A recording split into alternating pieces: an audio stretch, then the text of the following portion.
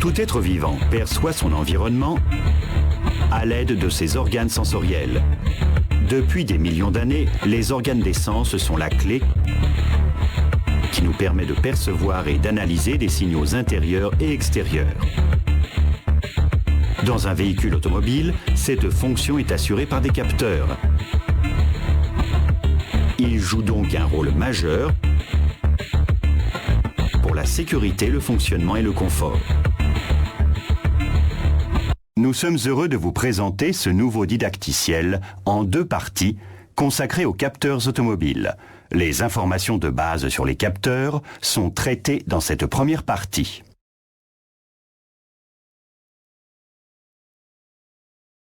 Voulez-vous commencer au début ? Ce chapitre commence par vous présenter la fonction assurée par les capteurs dans les véhicules automobiles en s'appuyant sur l'exemple du système de sécurité préventive PreSafe. Un autre exemple est utilisé ensuite pour vous expliquer le fonctionnement type des capteurs. Les êtres vivants, par exemple les chats, perçoivent leur environnement et leur propre comportement à l'aide de leurs organes sensoriels et peuvent ainsi réagir de manière appropriée en toutes circonstances. Dans un véhicule automobile, cette fonction est assurée par des capteurs. Ils perçoivent l'environnement et les états de marche du véhicule sur le modèle des organes sensoriels. Les informations recueillies permettent au calculateur de déterminer l'action appropriée.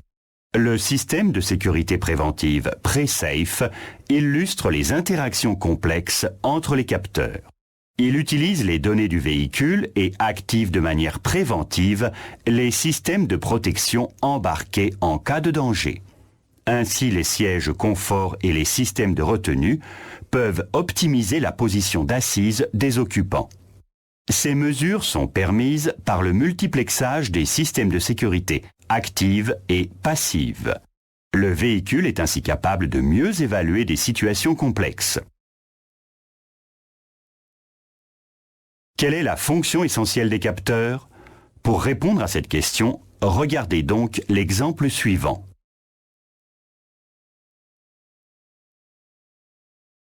Un capteur de température mesure la température du liquide de refroidissement. Il se compose d'une résistance sensible à la température traversée par un courant électrique. En cas de variation de la température du liquide de refroidissement, la valeur de la résistance du capteur varie en conséquence. Cette modification permet au système d'évaluation électronique inclus dans le calculateur de déterminer la température du liquide de refroidissement. L'information s'affiche sur le combiné d'instruments et peut déclencher, par exemple, l'intervention de la gestion de la ventilation.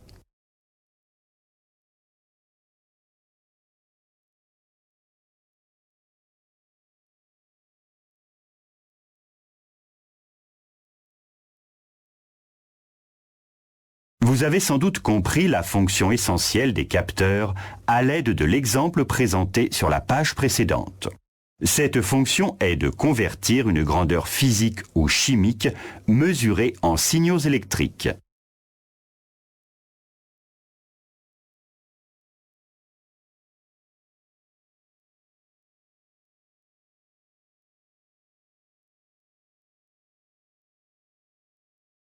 Revoyons ensemble le contenu de ce chapitre.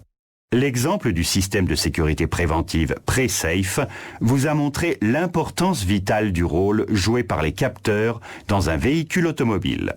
L'exemple du capteur de température du liquide de refroidissement vous a ensuite permis de comprendre le principe de fonctionnement des capteurs. Leur fonction consiste à mesurer des grandeurs physiques ou chimiques et à les convertir en signaux électriques. Ceux-ci sont ensuite transmis à un système d'évaluation électronique. Le présent chapitre traite des différents domaines d'application des capteurs automobiles. Après une vue d'ensemble générale, vous découvrirez plusieurs capteurs types utilisés dans les domaines suivants: sécurité, environnement, fonctionnement du véhicule et confort.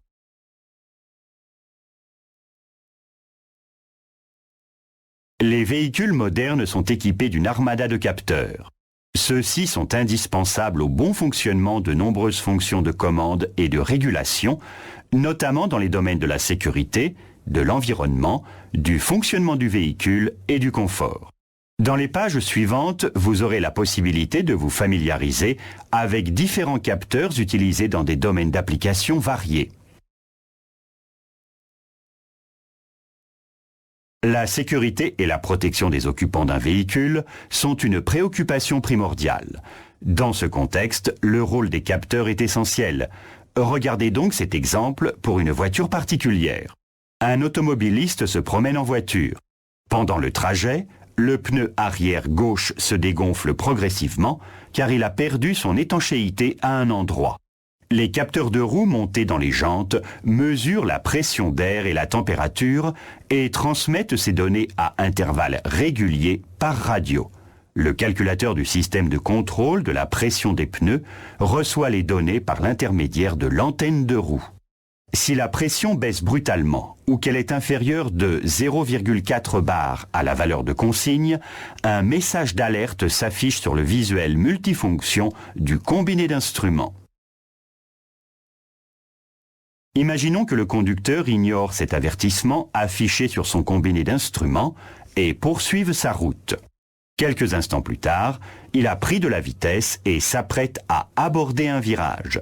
Le conducteur enfonce trop tard la pédale de frein et la tenue de route de la voiture est menacée.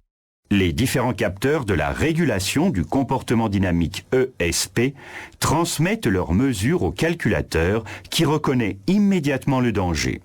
Quelques impulsions de freinage ciblées permettent à la voiture de retrouver toute son adhérence.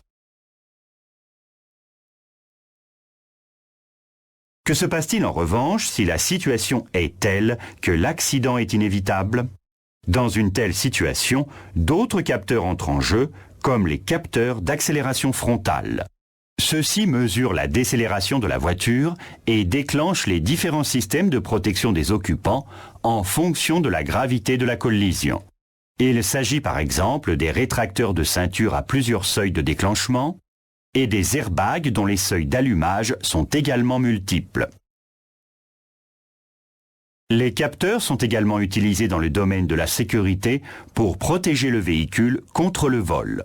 Le capteur d'inclinaison du système d'alarme anti-vol et anti-effraction mesure par exemple la position dans laquelle le véhicule a été garé. Cette mesure est enregistrée par le calculateur. Le capteur d'inclinaison détecte toute modification de cette position et le calculateur déclenche l'alarme. Autre domaine d'application des capteurs dans un véhicule, la protection de l'environnement contre les émissions excessives du moteur. Pour ce faire, des capteurs sont notamment placés dans le conduit d'échappement pour analyser la composition des gaz d'échappement. Ainsi, sur le système d'échappement d'un moteur essence à injection directe, 2 sondes O2 sont disposées respectivement en amont et en aval du catalyseur 3 voies et un capteur NOx est monté en aval du catalyseur de stockage des oxydes d'azote pour analyser la composition des gaz d'échappement. Les mesures relevées influencent la gestion moteur afin de réduire l'émission de gaz d'échappement toxiques. Les capteurs sont indispensables au fonctionnement des véhicules modernes. Le capteur de position du vilebrequin et le capteur Hall de l'arbre à cames fournissent par exemple des informations sur la succession des cycles de fonctionnement du moteur. En l'absence de ces deux capteurs et d'autres capteurs, toute gestion optimale du moteur serait impossible.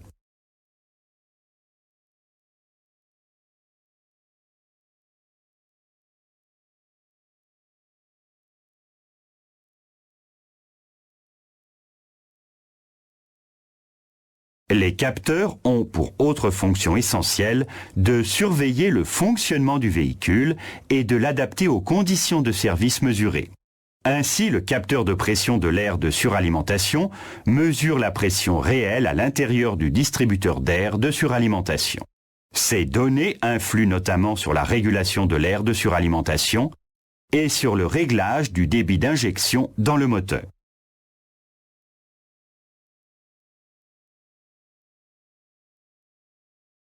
De nombreux systèmes confort seraient irréalisables sans les capteurs. Exemple, les différents capteurs de température utilisés pour piloter le climatiseur. Ces capteurs mesurent notamment la température de l'air extérieur, la température au niveau de l'évaporateur, de l'échangeur thermique et dans l'habitacle du véhicule. La régulation confortable du climatiseur serait impossible si ces capteurs ne livraient pas ces relevés de température. Ce tableau présente quelques capteurs et leurs fonctions. Cliquez glisser les fonctions au bon endroit pour compléter le tableau. Lorsque vous avez classé toutes les fonctions, confirmez avec OK.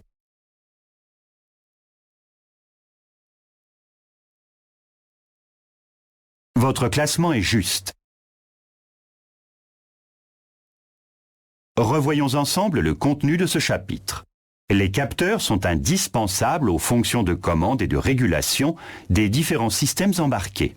Ils sont utilisés dans pratiquement tous les domaines d'application d'un véhicule automobile comme la sécurité, l'environnement, le fonctionnement et le confort. Ce chapitre vous permettra de découvrir les différents types de capteurs. On distingue les types suivants qui sont définis selon la structure du capteur et ses composants. Contacteur, capteur passif, capteur actif, capteur intelligent et capteur complexe. Les pages suivantes présentent les différences entre les types de capteurs.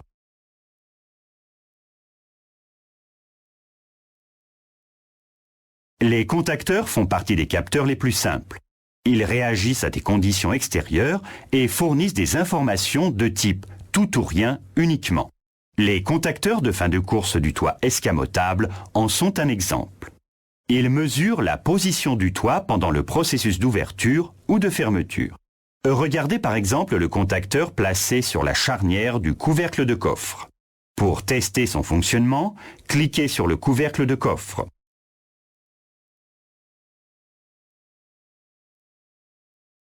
Dès que le contacteur est fermé, le calculateur reçoit un signal de masse qui lui permet de savoir que le couvercle du coffre est ouvert en grand. Les capteurs passifs modifient l'une de leurs grandeurs électriques sous l'influence d'une grandeur mesurée externe. C'est le cas par exemple des capteurs de température à résistance NTC. L'application d'une tension de contrôle crée un courant qui traverse la résistance NTC. La valeur de la résistance varie sous l'influence de la température et modifie le courant mesuré. Le calculateur perçoit cette variation et réagit en conséquence. Les résistances NTC servent à mesurer la température, par exemple de l'air extérieur, de l'air de suralimentation, du liquide de refroidissement, de l'huile moteur ou encore du carburant. Cette petite simulation vous permettra de voir vous-même ce qui se passe lorsque la température augmente. Cliquez sur les différents réglages de puissance du sèche-cheveux qui symbolisent ici la température. Et surveillez l'aiguille de l'ampèremètre. La mesure du courant alimentant le calculateur augmente proportionnellement à l'élévation de la température. Dès que la température dépasse un seuil défini, le calculateur réagit en déclenchant une intervention adaptée. À côté des capteurs passifs, on trouve le groupe des capteurs actifs. Ils se reconnaissent au fait qu'ils disposent, en plus des liaisons d'acheminement des signaux vers le calculateur, de liaisons supplémentaires d'alimentation en tension. La plupart des capteurs actifs reposent sur le principe de l'effet Hall. Citons par exemple le capteur Hall de l'arbre à cames ou le capteur de position de la pédale d'accélérateur. Les capteurs intelligents intègrent un système d'évaluation électronique autonome qui reçoit et traite les signaux collectés de façon à représenter la véritable grandeur mesurée sans erreur possible. Le débitmètre d'air massique à film chaud, par exemple, ressort de ce type de capteur. Il détermine la masse d'air aspirée par le moteur en se basant sur le refroidissement d'un élément capteur qui contient une résistance chauffante. Cela n'est toutefois possible que si le système d'évaluation électronique assure également la régulation de l'échauffement et le contrôle de la température de la résistance chauffante intégrée dans l'élément capteur. La tension d'ajustage nécessaire à l'échauffement de la résistance sert au calculateur de grandeur de référence pour la masse d'air admise. Les capteurs complexes sont conçus pour certaines fonctions spécifiques. Ils disposent d'un système d'évaluation électronique autonome, comme les capteurs intelligents. En revanche, ils se composent de plusieurs capteurs qui, ensemble, transmettent au calculateur un résultat cumulant les différentes mesures relevées sous une forme exploitable par lui. Le capteur radar du radar anti-collision est un exemple de capteur complexe. Il englobe en effet 3 modules d'émission et de réception qui mesurent, sous différents angles et selon le principe de l'écho, la distance à laquelle se trouve le véhicule qui précède. Le capteur d'huile est lui aussi un système complexe. Il est composé d'un élément de mesure capacitif et d'un capteur de température. Ces 2 éléments mesurent le niveau, la qualité et la température de l'huile, et le capteur d'huile peut ainsi fournir au calculateur un bilan complet de l'état de l'huile moteur. Les informations transmises par les capteurs complexes au calculateur sont le plus souvent de type numérique. À quel type de capteur appartient un capteur de pression qui englobe un élément capteur en tant que tel et un système d'évaluation électronique autonome ? Cochez la bonne réponse, puis confirmez en cliquant sur OK. Bravo! Dans le cas de ce capteur de pression, il s'agit d'un capteur intelligent. Les mesures sont en effet d'abord traitées par le système d'évaluation électronique autonome du capteur avant d'être transmises au calculateur.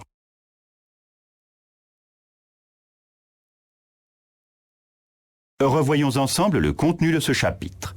Les contacteurs sont les capteurs les plus simples. Ils fournissent uniquement des informations de type tout ou rien. Les capteurs passifs se distinguent par le fait qu'ils modifient l'une de leurs grandeurs électriques sous l'influence d'une des grandeurs mesurées externes.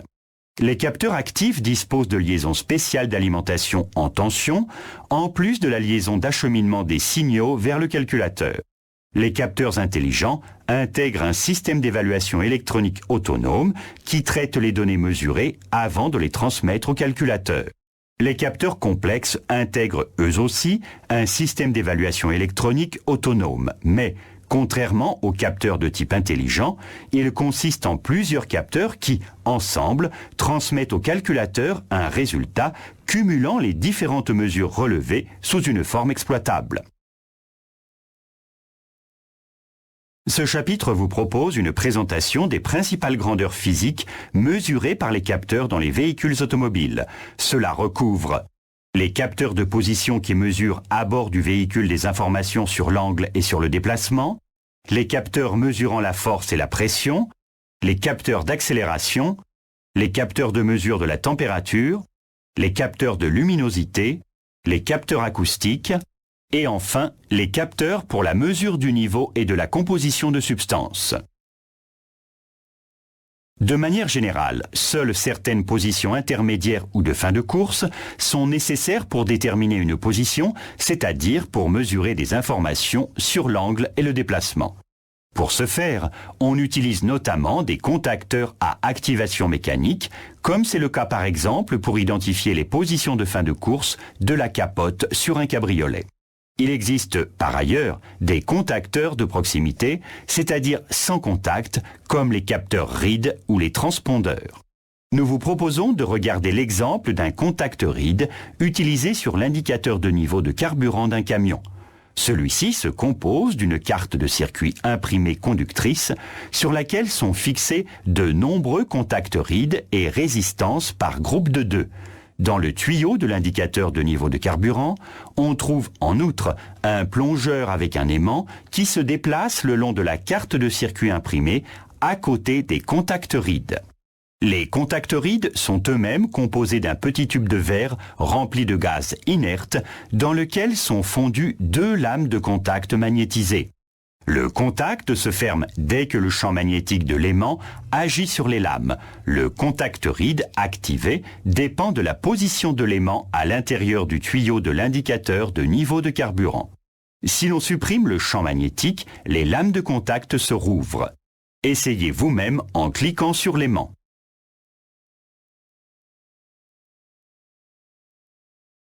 Selon la position du plongeur, le nombre de résistances traversées par le courant varie. Le calculateur en déduit le niveau de remplissage et l'affiche sur le combiné d'instruments. Des capteurs couvrant toute la zone de mesure sont nécessaires pour déterminer de manière continue une position en millimètres ou en degrés. Les résistances rotatives, également appelées potentiomètres, sont un exemple simple de détermination de déplacement en continu. Elles servent par exemple à déterminer le niveau de carburant présent dans les réservoirs d'une voiture particulière. Un potentiomètre est constitué d'une résistance électrique subdivisée en deux zones de résistance par l'intermédiaire d'un contact à glissement mobile. Sur le capteur de l'indicateur de niveau de carburant, le contact à glissement est relié au plongeur par un levier. Le niveau du plongeur fait varier la valeur de la résistance sur sa course, valeur qui est enregistrée et évaluée par le calculateur. Essayez vous-même en déplaçant le contact à glissement au niveau du potentiomètre. Les capteurs Hall forment eux aussi un groupe très important lorsqu'il s'agit de déterminer en continu un déplacement et un angle. La mesure de la position de l'accélérateur est un exemple type. Le capteur Hall intègre une fine plaque de semi-conducteur. On lui applique une tension d'alimentation, ce qui produit une circulation de courant. L'application d'un champ magnétique perpendiculairement à la plaque de semi-conducteur a pour effet de chasser les électrons. C'est ce que l'on appelle l'effet Hall. Les liaisons latérales captent la tension de Hall que la force et la direction du champ magnétique font varier. L'enfoncement de la pédale d'accélérateur fait tourner un aimant permanent autour du capteur Hall. Le calculateur détermine la position de l'accélérateur à l'aide de la tension de Hall. Les capteurs Hall sont également utilisés pour déterminer la position d'arbres rotatifs. C'est le cas par exemple sur le capteur Hall de l'arbre à cames. Ce capteur se compose d'un aimant permanent, d'un élément de Hall à semi-conducteur et d'un système d'évaluation électronique autonome avec ses propres raccords électriques. Le champ magnétique dégagé par l'aimant permanent pénètre dans l'élément de Hall et produit ainsi une tension de Hall qui peut être mesurée. Un segment denté fixé à l'arbre à cames mais séparé de celui-ci par un jeu se déplace à côté du capteur. Cliquez maintenant sur l'arbre à cames pour simuler une rotation. Observez bien le signal de tension que le système d'évaluation électronique du capteur transmet au calculateur. Dès que le segment denté coupe le champ magnétique, son intensité de champ change. La tension de Hall varie elle aussi. Le système d'évaluation électronique du capteur amplifie la tension de Hall pour que le signal de la tension d'alimentation passe à 0 et inversement. Grâce à ce signal, la gestion moteur peut distinguer les temps de compression et d'échappement. La synchronisation de la séquence d'allumage et d'injection tient compte du signal du capteur de position du vilebrequin. Des capteurs autres que ceux à effet Hall permettent également de déterminer la rotation d'arbres. Il s'agit par exemple des capteurs inductifs comme les capteurs de vitesse de rotation des roues ou le capteur de position du vilebrequin. Regardez donc plus attentivement le capteur de position du vilebrequin. Il comprend un aimant permanent, un noyau en fer doux et une bobine fixe. Le capteur est disposé sur le carter moteur et séparé du volant moteur par un jeu. Il peut arriver que le volant moteur soit doté de dents ou, comme dans cet exemple, de rainures régulièrement espacées. La rotation du volant moteur induit un signal de tension oscillant dans la bobine résultant de la modification temporaire du champ magnétique. Cela permet au calculateur d'établir avec précision la position du vilebrequin et de déterminer le régime moteur. Les bobines mobiles et transformateurs différentiels relèvent également des capteurs capables de mesurer en continu une position à bord d'un véhicule. Les capteurs de couloir, de rapport ou de course d'embrayage en font partie. Prenez donc connaissance de l'exemple proposé qui présente un capteur de rapport de type bobine mobile monté dans une boîte de vitesse de camion. Le capteur se compose d'une bobine et d'une tige en fer mobile. La bobine est cadencée par le calculateur. À l'intérieur de la bobine, la tension s'établit et disparaît au rythme de cette cadence. Le principe est le suivant. Le délai entre la tension et le signal augmente proportionnellement à l'élévation de l'inductance dans la bobine. La présence d'un noyau en fer dans la bobine amplifie considérablement l'inductance. C'est cette relation que l'on utilise pour le capteur de rapport. La profondeur à laquelle la tige en fer s'enfonce dans la bobine varie selon le rapport engagé. Plus la tige est enfoncée, plus l'inductance de la bobine est élevée et plus l'établissement de la tension est long. Faites l'essai vous-même en cliquant sur la tige pour la faire monter et descendre dans la bobine. Observez le signal de tension sur le diagramme. À chaque cycle, le calculateur chronomètre le temps nécessaire à la bobine pour établir complètement la tension. Cela lui permet de déterminer la position de la tige en fer dans la bobine et donc le rapport engagé. Enfin, on trouve des capteurs qui déterminent la position du véhicule. Il s'agit notamment des capteurs d'inclinaison. Le capteur d'inclinaison du système d'alarme anti-vol et anti-effraction dissimulé dans le boîtier du calculateur est représentatif de ce type de capteur. Le capteur est composé d'un boîtier fermé rempli d'un fluide non conducteur. Deux armatures métalliques dépassent du liquide. Ensemble, elles forment un condensateur. Le fluide situé entre les plaques élève considérablement la capacité du condensateur. Une modification de l'angle d'inclinaison du véhicule fait varier la profondeur d'immersion et donc la capacité du condensateur. Vous pouvez tester cette fonction. Cliquez sur la flèche à hauteur du véhicule pour simuler un relèvement. La profondeur d'immersion des armatures métalliques dans le fluide varie sous l'effet de l'inclinaison. Le système d'évaluation électronique du capteur enregistre la variation de capacité correspondante, en déduit l'angle d'inclinaison qu'il transmet au calculateur du système d'alarme anti-vol et anti-effraction. Celui-ci déclenche alors l'alarme. Parmi les méthodes de mesure suivantes, lesquelles peut-on utiliser pour mesurer les régimes dans une boîte de vitesse ? Cochez les réponses qui vous paraissent justes, puis confirmez en cliquant sur OK. Excellent. Les capteurs Hall ou inductifs sont les plus appropriés pour mesurer les régimes d'une boîte de vitesse. Ces deux types de capteurs fonctionnent sans contact et les mesures qu'ils délivrent restent précises, même lorsque les régimes sont élevés. Plusieurs méthodes de mesure sont utilisées pour mesurer la force et la pression dans un véhicule. Pour déterminer les forces, on peut par exemple utiliser des résistances qui varient en fonction de la pression exercée, dite capteur FSR. Ce sont ceux qui sont employés pour le système de détection d'occupation du siège.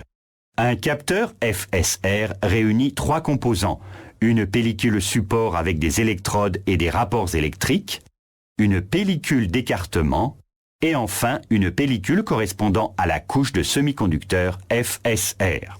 Les tapis de capteurs intégrés dans les sièges contiennent une multitude de capteurs FSR interconnectés qui transmettent leurs mesures à un système d'évaluation électronique. Si le siège est occupé, une pression s'exerce sur la couche FSR et la fait entrer en contact avec les électrodes qui se trouvent en dessous. Faites le test vous-même en déposant les poids l'un après l'autre sur la couche FSR à l'aide de la souris. Suivez en même temps des yeux l'évolution de l'affichage sur l'appareil de mesure de la résistance.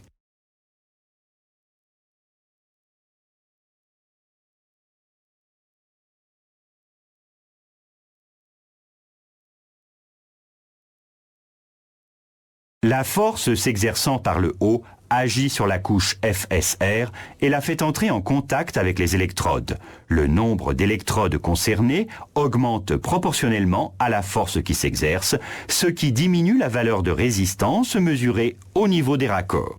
Avec ces grandeurs mesurées, le système d'évaluation électronique détermine si le siège est occupé ou non et transmet l'information au système de retenue, par exemple.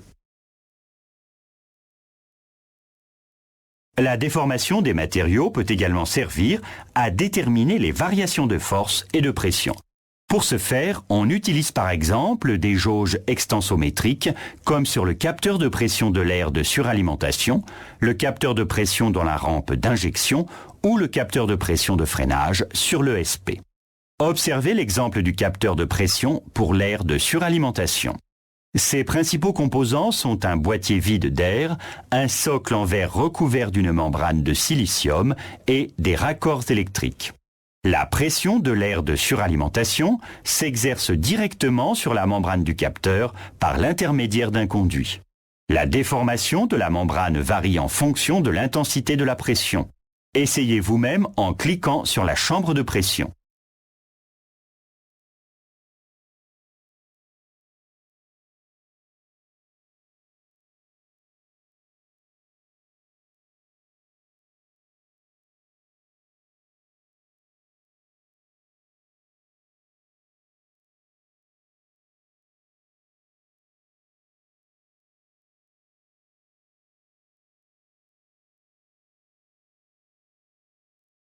La sollicitation mécanique altère la résistance électrique des extensomètres inclus dans la membrane.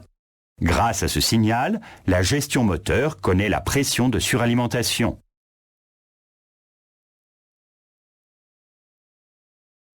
Voici plusieurs capteurs. Quels sont ceux qui utilisent des extensomètres pour mesurer des forces? Cochez les bonnes réponses, puis confirmez en cliquant sur OK.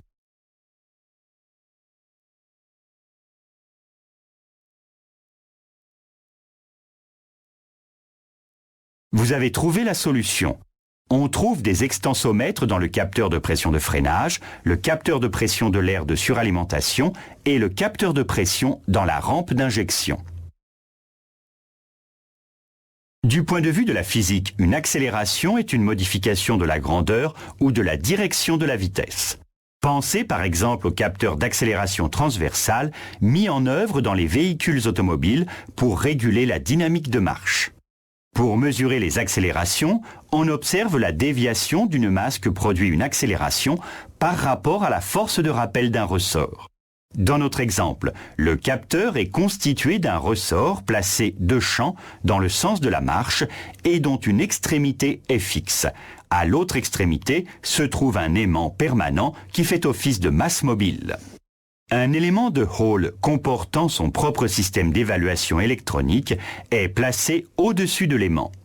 Lorsqu'une accélération transversale au sens de la marche s'exerce sur l'ensemble ressort-masse, l'aimant permanent quitte sa position de repos. Cette réaction fait se déplacer le champ magnétique de l'aimant permanent et crée une tension de Hall dans le capteur Hall. C'est elle qui permet au calculateur de déterminer l'accélération transversale. Il est également possible de quantifier les accélérations transversales d'un véhicule selon une méthode capacitive. Vous trouverez une description détaillée de cette méthode de mesure dans la troisième partie du didacticiel consacré au système de régulation du comportement dynamique. Dans le cas d'un véhicule, l'accélération peut être longitudinale ou transversale et contient par ailleurs des mouvements de rotation autour de l'axe vertical. Ce type d'accélération se mesure à l'aide de capteurs de vitesse de rotation, également appelés capteurs de lacet. En général, le fonctionnement de ce type de capteur repose sur un cylindre creux en métal vibratoire sur lequel des cristaux piézoélectriques se font face. Le cylindre creux est monté en position verticale dans le véhicule. Il faut 2 couples de cristaux piézoélectriques opposés pour le faire vibrer. Que se passe-t-il maintenant lorsque des mouvements de rotation se produisent autour de l'axe vertical du véhicule? Cliquez sur le cylindre creux pour observer la réaction.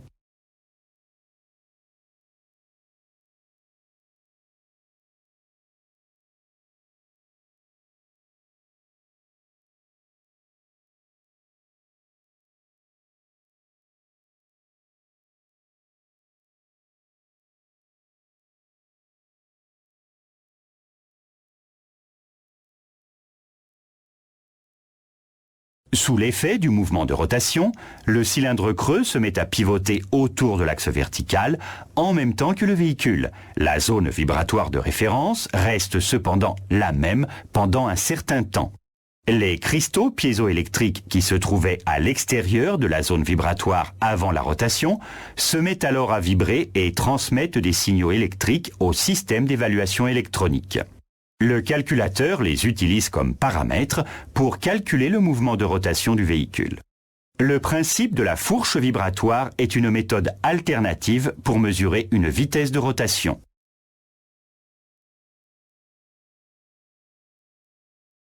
La collision d'un véhicule s'accompagne de fortes accélérations négatives. Les capteurs de collision transmettent ces données au système de retenue, par exemple, ou au calculateur du verrouillage centralisé. Ils contiennent des matériaux piézoélectriques comme le quartz ou la céramique. L'action de force de traction ou de pression sur un matériau doté de propriétés piézoélectriques s'appelle effet piézoélectrique. Les contraintes produisent des variations de la charge électrique dans le réseau cristallin de l'élément piézoélectrique qui sont captées sous forme de tension électrique. Les capteurs de collision disposent de tiges souples composées de 2 couches piézoélectriques de polarité opposée. Comment les tiges souples réagissent-elles lorsqu'une force d'accélération s'exerce? Cliquez sur les tiges pour le découvrir.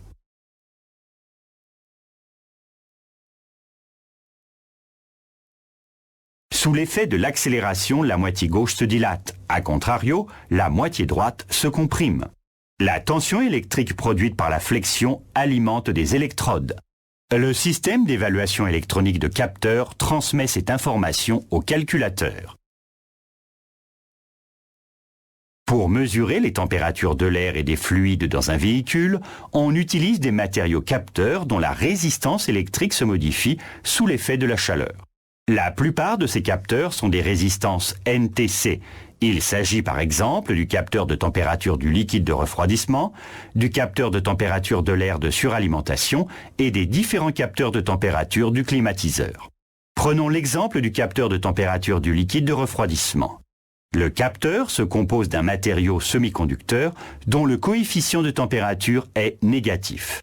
Cela signifie que la résistance du capteur diminue parallèlement à l'augmentation de température. C'est pourquoi les résistances NTC sont également appelées thermistances NTC.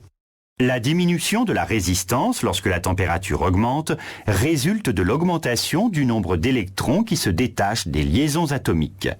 Observez vous-même ce qui se passe si vous faites varier la flamme. Pour ce faire, cliquez sur les boutons de réglage de la flamme et suivez l'évolution de la résistance sur le diagramme.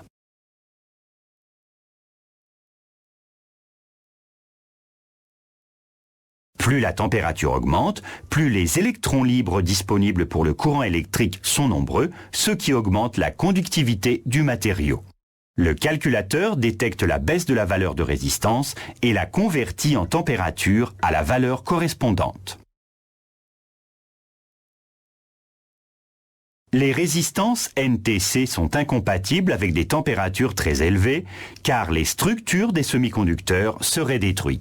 Dans ce cas, on utilise donc des résistances PTC, c'est-à-dire un coefficient de température positif comme pour mesurer les températures des gaz d'échappement.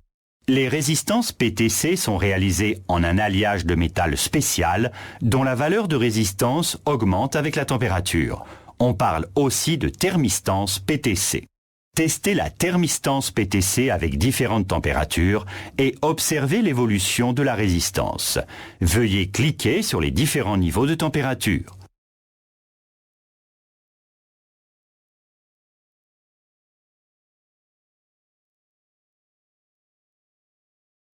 L'élévation de la résistance résulte de l'augmentation des vibrations thermiques des atomes lorsque la température s'élève. Ces vibrations thermiques empêchent les électrons de circuler. Résultat, la résistance augmente. Le calculateur détecte la hausse de la valeur de résistance et la convertit en température à la valeur correspondante. À quel diagramme les courbes de résistance correspondent-elles? Cliquez et glissez les courbes dans les diagrammes correspondants, puis confirmez avec OK.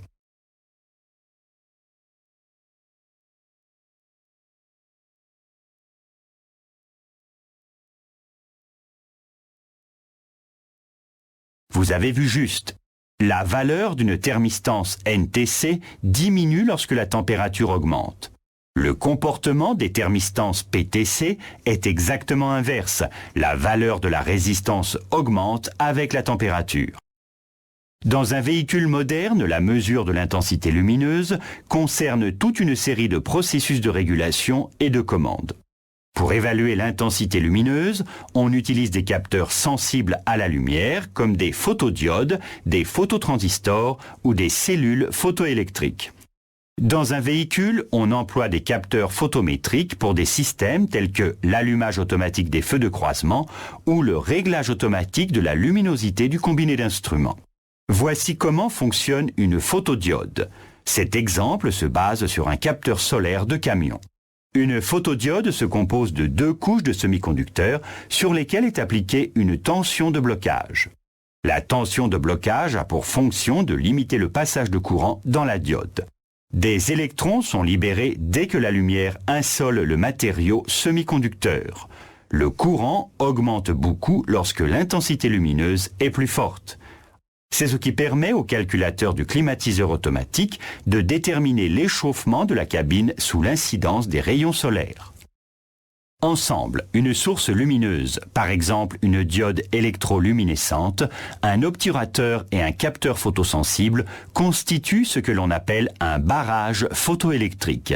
Ils sont sensibles au rayonnement infrarouge, une lumière à la fois invisible par l'œil humain et peu sensible aux variations de luminosité de la lumière naturelle. Les barrages photoélectriques sont également capables d'identifier la présence de salissures ou d'eau, comme dans le cas du capteur de pluie. Le capteur de pluie se compose d'un boîtier qui abrite plusieurs émetteurs et récepteurs optiques et qui est monté sur la face intérieure du pare-brise. Les diodes électroluminescentes émettent un faisceau infrarouge qui est réfléchi par la surface extérieure du pare-brise. Si le pare-brise est sec et propre, le faisceau est réfléchi sur la diode réceptrice correspondante avec une perte d'intensité pratiquement nulle. Que se passe-t-il quand il pleut ? Pour le découvrir, cliquez sur le nuage.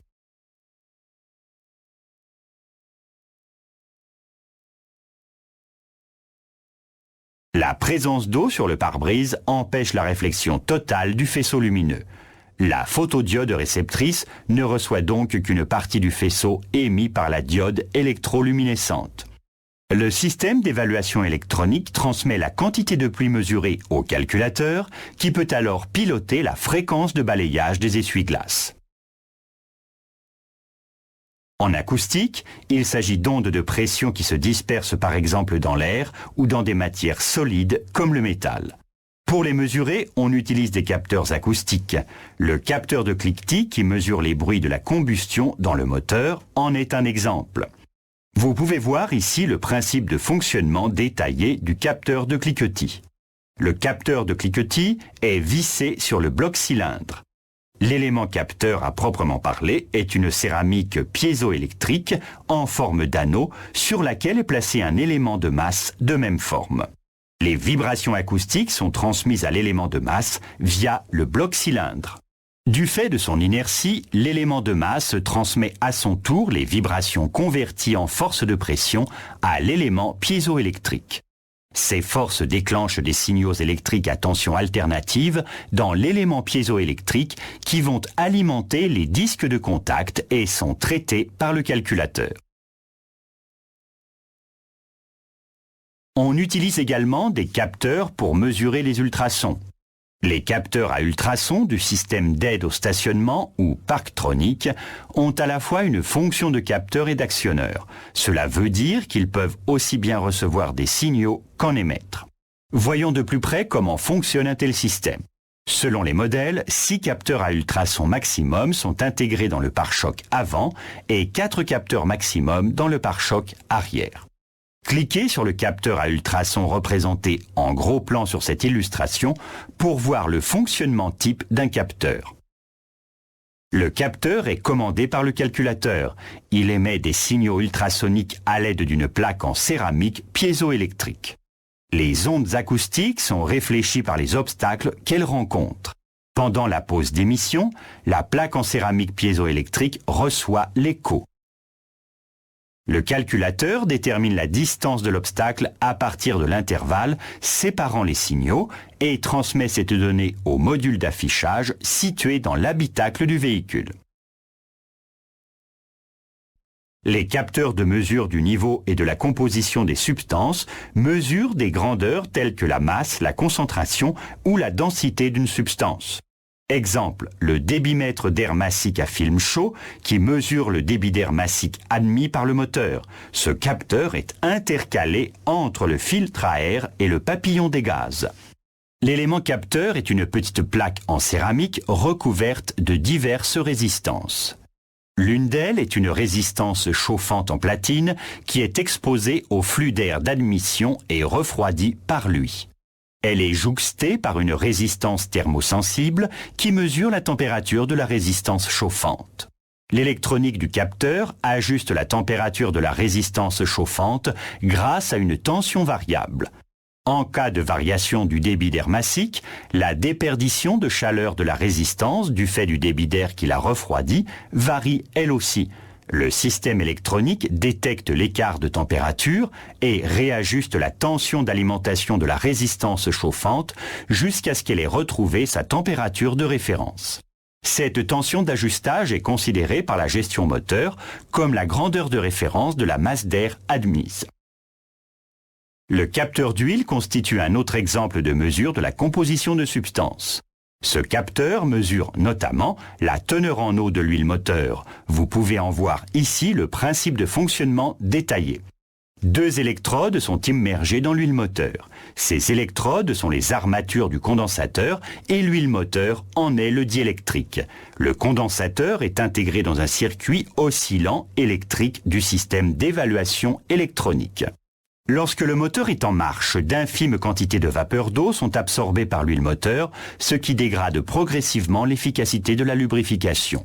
Mais l'eau présente dans l'huile moteur modifie également la constante diélectrique de l'huile.